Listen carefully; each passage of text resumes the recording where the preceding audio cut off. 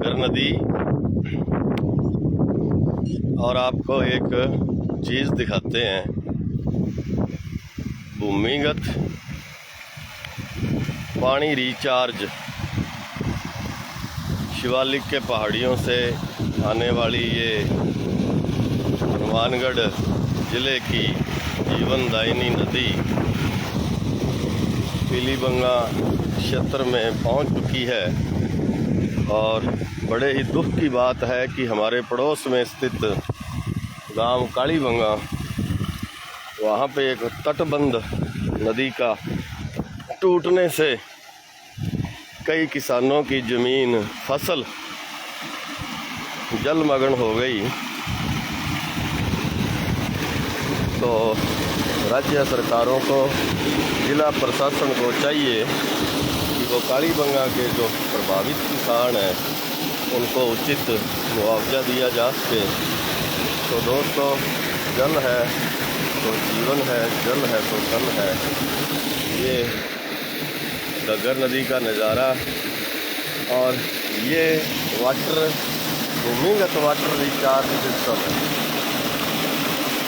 फिर भी ये 50,000 रुपये का जुगाड़ है।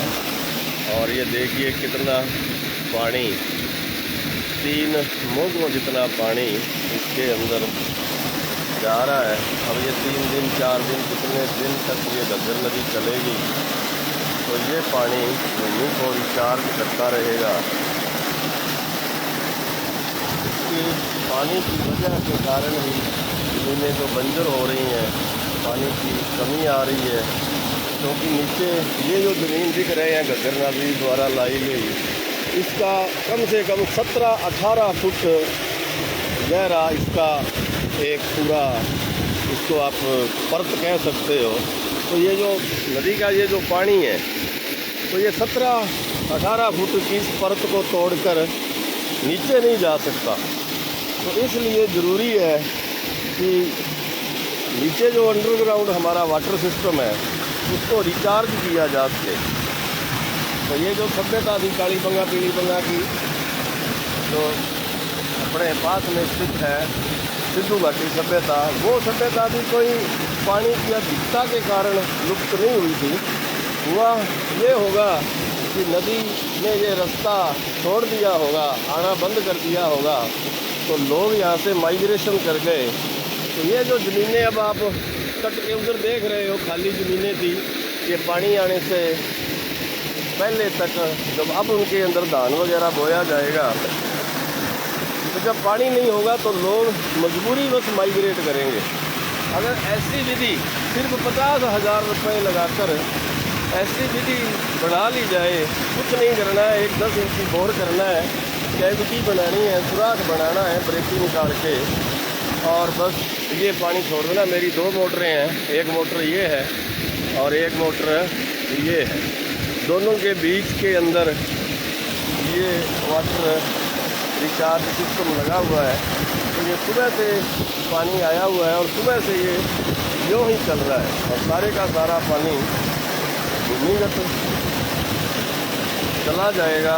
और यही पानी फिल्टरों के माध्यम से रिचार्ज होकर दोबारा से, न कोई डैम बनाने की ज़रूरत, न कोई खड्डे खोदने की ज़रूरत, और पानी ही पानी पूरे साल भर इसी पानी को यूज़ करके अपनी फसलों का को पकाया जा सकता है। तो ये है घग्गर नदी के मुहाने पर खड़ा हूँ। कभी दौर था ये नदी 3-3 महीने 4-4 महीने चलती और पूरा क्षेत्र हरा भरा दिखता, लेकिन अब पिछले 5-7 सालों से 10 सालों से जो पानी की कमी आई, नदियों में पीछे शिवालिक की पहाड़ियों में बरसात कम हुई, और जो इस ज़मीन का जो पानी था, ऊपरी पानी जो मैं कह रहा हूँ कि ये 17 फुट का कड़ा है, ये एक परत है इस ज़मीन।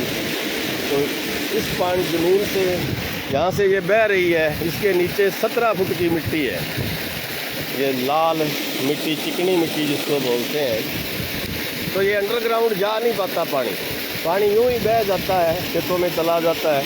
अगर इस विधि द्वारा ऐसा प्रयोग अगर हर मरबे पर एक एक किसान, दो दो किसान, तीन तीन किसान कर लें तो ये क्षेत्र दोबारा से नखलिस्तान बन सकता है, और बन भी रहा है। पिछले 2-3 सालों से अच्छी फसलें हो रही हैं। तो इसलिए इस प्रोजेक्ट को बताने के लिए, ताकि कोई भाई प्रेरित हो, मैं लाइव आया था। और ये पानी यूँ ही चलता रहेगा। ये 10 फुट का कुआँ है और ये 115 फुट पर कैविटी बना के ये छोड़ा हुआ है। अगर इसके अंदर जो मिट्टी गार आएगी, ये 10 फुट गहरे कुएँ के अंदर गार रह जाएगी और नीचे वो सुराख आपको दिख रहे हैं, वहाँ से पानी चला जाएगा। और जब ये नदी आए, पानी आए नदी में, उससे पहले ये जो अंदर ये जो गार है जो इस रास्ते से आ रही है, तो ये निकाल दी जाए। ये हमने कल ही इसको निकाला था और आज रंग लग गए हैं। देखो पूरा पानी, कितना पानी इस खाड़े के माध्यम से भूमिगत जा रहा है। तो ऐसे सिस्टम अगर बरसात वाले पानी को भी स्टोर करने के लिए अगर गांवों में पंचायत द्वारा, राज्य सरकार द्वारा या कोई जिला प्रशासन द्वारा, केंद्र सरकार द्वारा अगर ऐसे प्रोजेक्ट लगाए जाएं तो पानी की कहीं कोई कमी नहीं रहने वाली। इतना पानी है, बस उसका बंदोबस्त करना, उसको मैनेज करना ही की आवश्यकता है। तो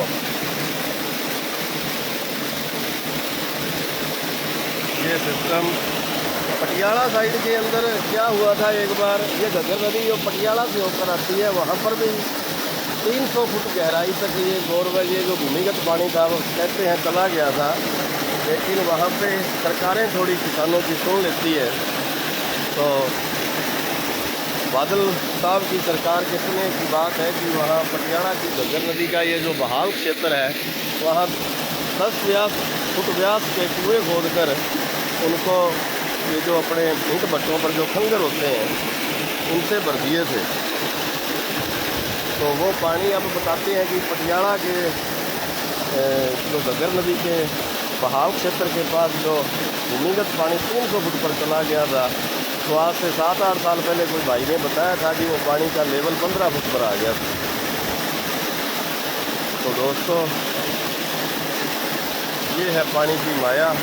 बस थोड़ी बंदोबस्त पानी को मैनेज करने की आवश्यकता। तो देखिए किस प्रकार से पानी सबका जा रहा है। ये जाली लगाई है ताकि कोई घास फूस न चला जाए। बाकी पानी की मात्रा का कोई मुँह नहीं है, कब से चल रहा है। पाइप ऊपर तक अभी 10 फुट खाली है। अगर ये पानी इतना ही इसमें छोड़ दिया जाए तो जा सकते हैं।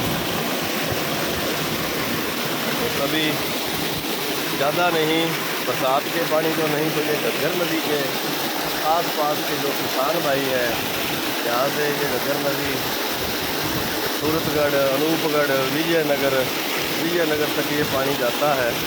अगर वहाँ तक अगर किसान, ये थोड़ा सा सिस्टम है, मात्र 50,000 रुपये का अगर ये जुगाड़ लगा लें तो कभी भी पानी के लिए मुझे नहीं लगता नाली बेल्ट के किसानों को कभी कोई धरना लगाना पड़ेगा।